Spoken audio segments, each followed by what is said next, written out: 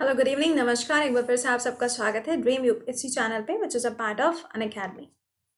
I hope कि कल वाला जो सेशन आप लोगों ने देखा है वो आपको समझ में आ गया होगा।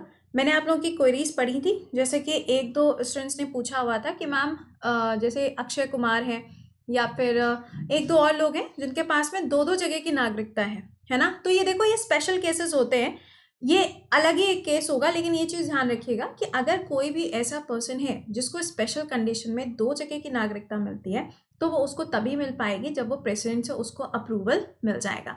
ऐसे नहीं हो सकता, ठीक है। चलिए, सेशन को एक बार से लाइक और शेयर मार देना। आज का जो आपका टॉपिक स्टार्ट होने जा रहा है वो है फंडामेंटल राइट्स। छोटे छोटे हिस्सों में करके इसको आराम से पढ़ेंगे, कोई जल्दबाजी नहीं है, ठीक है। चलिए, क्लास आपका आज से रिकॉर्डेड, एक्चुअली कल से रिकॉर्डेड चल रहा है, आपको पता ही है ये बात। मैं कुछ नया तो मैंने बताया नहीं। वेल, आप देख सकते हो यहाँ पे जो आपका स्वदेश दर्शन का क्लास हो रहा है ये मंडे टू थर्सडे रहता है। थोड़ा ध्यान दीजिएगा, मंडे टू थर्सडे रहता है। मुझसे फ्राइडे या सैटरडे में आके कोई पूछना मत कि मैम क्लास नहीं होगा क्या। सेकेंडली, ये जो आपका आर्टिकल का क्लास है, ध्यान रखिएगा, ये आर्टिकल का क्लास आपका मंडे टू फ्राइडे होगा, सैटरडे संडे नहीं होगा। तो फिर से बोल रहे हैं, कोई आके पूछना मत सैटरडे को कि मैम क्लास नहीं होगा क्या, ठीक है। तो एक टाइम फिक्स कर दिया जिससे कोई भी क्लास जो है वो आपका बीच में ब्रेक ना हो, है ना। मैं भी नहीं चाहती कि बीच में एक दिन हो, 4 दिन ना हो, आप जानते हो ये तो मुझे कतई पसंद नहीं है, ठीक है। चलिए, दूसरा, दोपहर में 2 बजे जो आपका अनअकैडमी पे स्पेशल क्लास होता है एनटीपीसी, आईबी और एसएससी के लिए, ध्यान दीजिएगा। मेरी पूरी कोशिश है कि इस बार आपका जो मंडे को क्लास आएगा, है ना, उसमें हम क्या करेंगे, आईबी के जितने भी प्रीवियस ईयर क्वेश्चंस हैं, मेरी पूरी कोशिश है कि उसको दोपहर के 2 बजे के क्लास में करा दिया जाए, ठीक है। चलो शुरुआत करेंगे क्लास की। पेन कॉपी लेके बैठना। और हाँ, कल मैंने ये भी देखा था, मैम मेरा नाम लेके तो दिखाइए ज़रा, तो ये आज मत करना, राइट। ये बात समझ लिया करो कि कमेंट जो है ना मेरे सामने चल रहे होते हैं कि आप लोग क्या क्या उसमें लिख रहे होते हो। तो प्लीज़ जब ये क्लास चले रिकॉर्डेड मोड में अपनी कॉपी पेन लेके बैठिएगा ताकि आपको बेटर समझ में आए। सेकेंडली, जो बच्चे सुबह 7 बजे का करंट अफेयर्स का क्लास मिस कर रहे हैं, जिनको लग रहा है कि बाद में देख के हमारा काम चल जाएगा, मेहरबानी करके क्लास को लाइव लेना शुरू करिए, क्योंकि आपको बहुत सारे पॉइंट्स नए भी सीखने को मिलते हैं क्लास के साथ साथ। चलो, सबसे पहले मौलिक अधिकार, ये होते क्या है भाई, समझना इस चीज़ को। देखो, सपोज करो ये मोलू है, आज मोलू है, गोलू नहीं है, ये मोलू है, ओके। अब मोलू जो है वो किसी भी कंट्री में रहता है। अब किसी भी कंट्री में रहता है, लेकिन अगर वो अपने हिसाब से खा ना पाए, अपने हिसाब से कहीं पे जा ना पाए, अपने हिसाब से कहीं पे भी घर ना बना पाए, तो क्या इसके खुद के कुछ अधिकार बचेंगे? ऐसा तो नहीं हो पाएगा, है ना। तो किसी भी एक व्यक्ति के लिए जो सबसे ज़्यादा ज़रूरी होते हैं वो क्या होते हैं? उसके बेसिक राइट, उसके मूल अधिकार। यही जो मूल अधिकार हैं, इसी को क्या बोला जाता है? Fundamental rights. जब आप फंडामेंटल राइट की बात करोगे तो इसको मैग्ना कार्टा बोला जाता है, ठीक है। क्या बोला जाता है? मैग्ना कार्टा के नाम से जाना जाता है। और ये जो वर्ड है, ये ध्यान रखना कि ये जो टर्म है ये कहाँ से लिया गया है? ब्रिटेन से ये टर्म लिया गया है। फंडामेंटल राइट नहीं, मैग्ना कार्टा शब्द कहाँ से लिया गया है, ठीक है। अच्छा, अब देखो, कुछ बच्चों को प्रॉब्लम होती है मैम नोट्स कैसे बनाएं। बहुत ही ध्यान से सुनना, देखिएगा।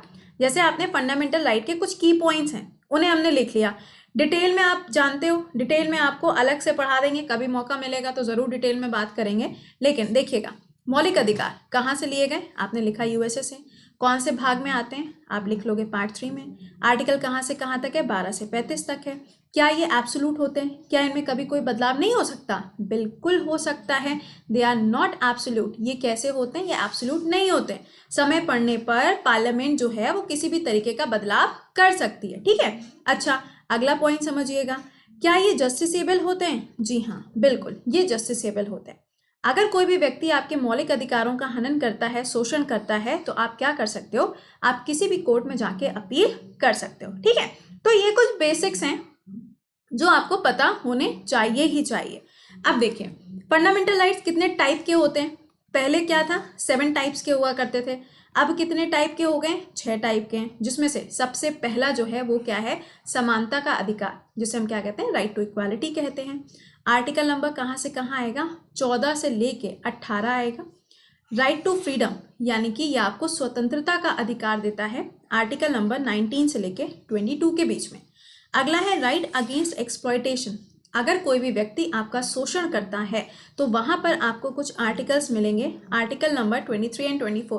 तुम लोग के मतलब का सवाल, तुम लोग का डेली सुबह 7 बजे शोषण होता है ना, डेली हम चिल्लाते रहते हैं क्लास में आओ क्लास में आओ, ऐसा कहते रहते हैं ना। अच्छा जरा बताना, क्या इसके लिए कोई आर्टिकल है क्या जिससे तुम लोग बच सकते हो? अगर ऐसा है तो जरा आर्टिकल लिख के बताइएगा। अगला सुनिएगा, फ्रीडम के लिए, यानी कि ये वाली जो फ्रीडम है ये धार्मिक स्वतंत्रता आपको देती है, आर्टिकल 25 से लेके 28 के बीच में। और यहाँ पे आप अगला देखोगे तो ये क्या है, हो जाएगा आपका कल्चरल राइट्स, यानी कि ये आपको संस्कृति से जुड़ी हुई है और ये स्पेशली माइनॉरिटीज के लिए होता है, अल्पसंख्यकों के लिए होता है, ठीक है। आखिरी क्या है, कॉन्स्टिट्यूशनल रेमेडीज, आर्टिकल नंबर 32 हो जाएगा, यानी कि ये सारे के सारे क्या है, 6 टाइप्स हैं। ओके, अब आते हैं हम क्वेश्चन पे, राइट। देखिए सवाल सबसे आज हम पढ़ेंगे आर्टिकल नंबर 12 और 13, क्योंकि इन्हीं को समझने में आधा समय निकल जाएगा, ऐसे समझना। बहुत ही छोटे छोटे से क्लास रखे हैं मैंने, ताकि कोई भी पॉइंट आपका ऐसा ना हो जो छूट जाए जल्दबाजी में, क्योंकि आप देख रहे हो नंबर ऑफ क्लासेस बहुत ज़्यादा हो जाती हैं, जिसकी वजह से मैंने इसको छोटे छोटे पार्ट्स में ब्रेक कर दिया।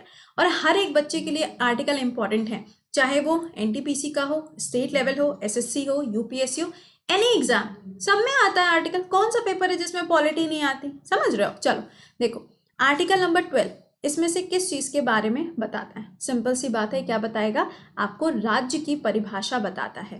फंडामेंटल राइट तो है, लेकिन पूछा गया है ये किस चीज़ की परिभाषा बताता है, तो ये डेफिनेशन बताता है किसकी?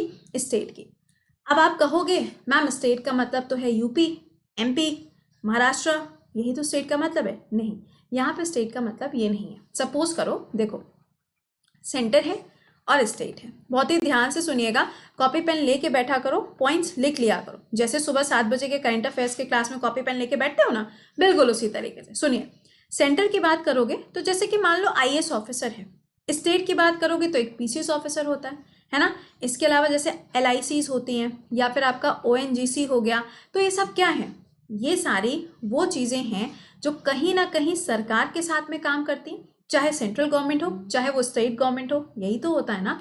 तो आर्टिकल नंबर 12 आपको यहाँ पर ये बताता है, अगर कोई भी ऐसी चीज़ है या फिर अगर कोई भी ऐसा व्यक्ति है जो चाहे तो केंद्र सरकार के लिए काम करता हो, चाहे वो राज्य सरकार के लिए काम करता हो, या फिर कोई भी ऐसा ऑर्गेनाइजेशन है या इंस्टीट्यूट है जिसमें सरकार की जो भागीदारी है, सरकार का जो शेयर है वो कितना 49 होता है तो अलग सीन होता है, 51 होता है तो अलग सीन होता है। तो अगर सरकार की जो साझेदारी है, जो यहाँ पे शेयर है, वो कितना है 51% अगर है, तो सिंपली क्या हो जाएगा, उस चीज को क्या कहा जाएगा? स्टेट का दर्जा दिया जाएगा। समझ गए? यानी कि IAS ऑफिसर क्या है? स्टेट है। PCS क्या है? स्टेट है। LIC के अंदर जो काम करेंगे स्टेट है। ONGC क्या है? स्टेट है। तो ये क्या कहलाता है? स्टेट कहलाता है। तो यहाँ पे कहने का सेंस ये है, स्टेट का मतलब यहाँ पर है कोई भी एक ऐसा व्यक्ति जो केंद्र सरकार या फिर राज्य सरकार से सैलरी लेता हो, उसे हम क्या कह देंगे? स्टेट कह देंगे। समझ में आ गया हो तो एक बार से थम अप करिएगा, ठीक है। अब सुनो आर्टिकल नंबर 13 क्या कहता है। सारी कहानी यहाँ पे आके एंड हो जाती है, सुनना क्या कहता है। आर्टिकल नंबर 13 यहाँ पे कहता है, इतनी बड़ी रामायण लिखी है, हम इसको छोटे से शब्दों में समझ लेते हैं, इजी वे में समझ में आ जाएगा। सपोज करो नीतू है, ओके, नाम चेंज कर दिया मैंने, अब मैंने यहाँ पे नीतू को रखा है। देखो कहीं क्लास में कोई नीतू ना हो, दिल पे मत ले लेना कोई भी, सुनिएगा, नीतू है, ऑलराइट। अब ये जो नीतू है ये रहती है किसी भी स्टेट के अंदर, सपोज करो यूपी के अंदर रहती है, फाइन।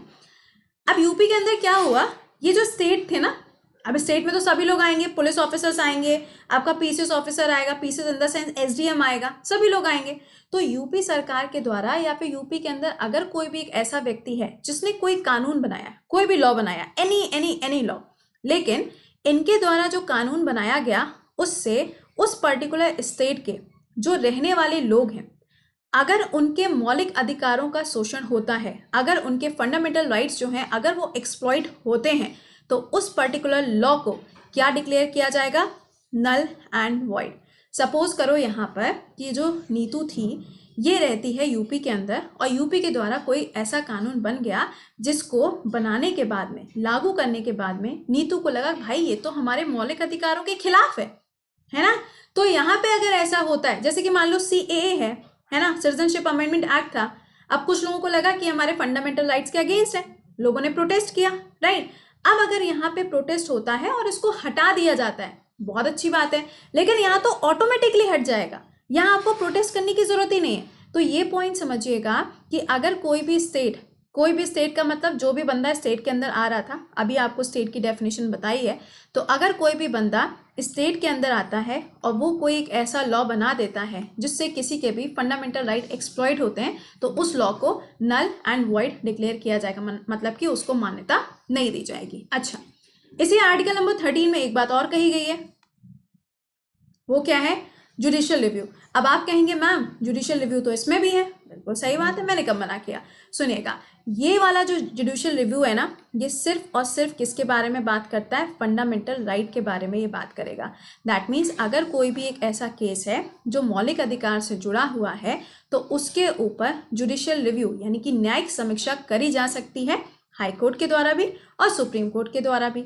और ये जो आर्टिकल है ये तो हमें मिलेगा सुप्रीम कोर्ट में चल के, जिसमें सारे टॉपिक कवर होंगे, लेकिन यहाँ पे क्या कवर हो रहा है? सिर्फ और सिर्फ ये कवर हो रहा है। ठीक है, तो ये मैंने आपको यहाँ पे बताया है, प्लीज़ इसको थोड़ा सा नोट डाउन कर लेना। और मेरी पूरी कोशिश है जितना छोटा सेशन हो उतना रखा जाए, लेकिन जो नॉलेज हो आपको वो यहाँ पे भर भर के दी जाए। तो मैं उम्मीद करूँगी कि आपको ये पॉइंट समझ में आया होगा। अगर इसके रिगार्डिंग कोई भी डाउट है तो मुझे बताना ज़रूर। समझ में आ गया हो तो थम अप कर देना, क्योंकि कमेंट मेरे सामने चल रहे होते हैं, ये मत सोचा करो कि मैम देख नहीं रही हैं। ठीक है, तो मुझे बता जरूर दिया करिए हाउ वाज द सेशन। ठीक है, आज हमने ये पढ़ा।